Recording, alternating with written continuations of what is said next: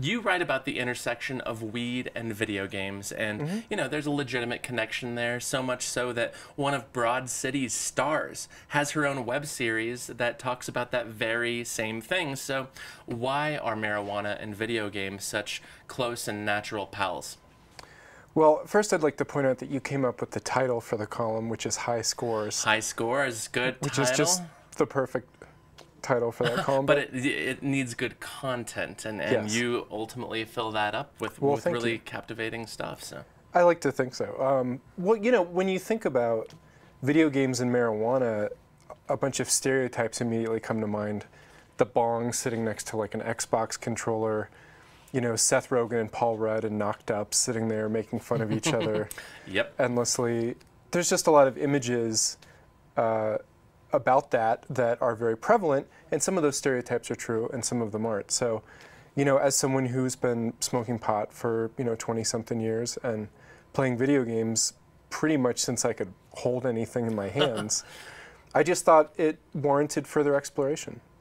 And it's interesting. Let's talk about one of your columns, which is my personal favorite. You wrote on multiplayer video games. So, yes. you know, the kind of video games where you're out there in the world with, you know, kids and other adults and old people, and you don't know who's there, but they're in your ear. Clearly, I have a ton of experience in this world because I'm talking about it so naturally. But that piece was great because it was interesting how it proved that getting high with your Xbox isn't always fun and games, because you experienced some discomfort there.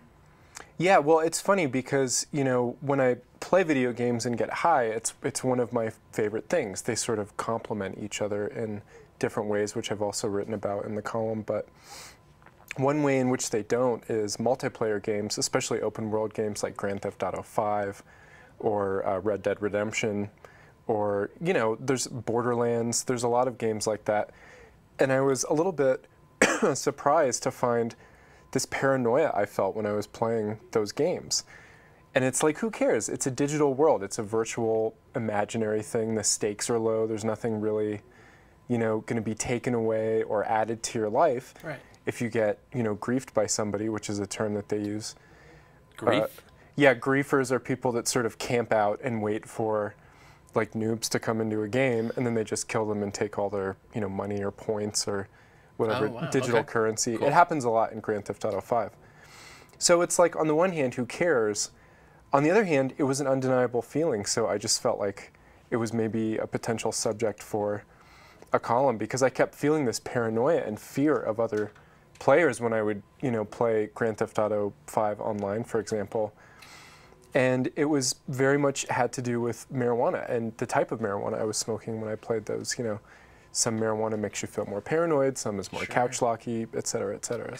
So that was a fun topic to explore. Since maybe that's not the ideal forum for you to explore with weed and video games, tell us about what are the video games that you love to get high and just delve into for an hour or two or more?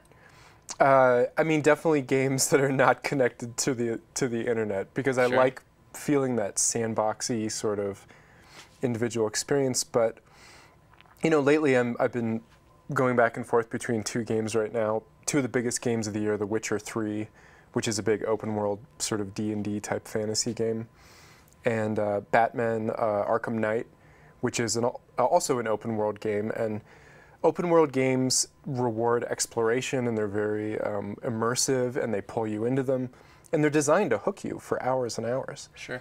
And one of the High Scores columns I actually wrote, I talked about, do marijuana and video games feed each other's addictive qualities, because people can get addicted to both things. And, you know, the addiction rate is much lower than heroin, alcohol, things like that, but it's still worth looking at. Around 9–10% for marijuana.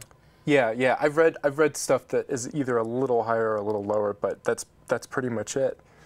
So, you know, for better or worse, I gotta say, games like that really suck me in and get me to play for hours, and really just like, you wake up and you're like, oh my God, I haven't gotten up or gone to the bathroom or had a drink of water in quite a while. Those tend to be the games I enjoy the most, because they're really immersive. They just suck you in. They're these elaborate, cathedral-like worlds.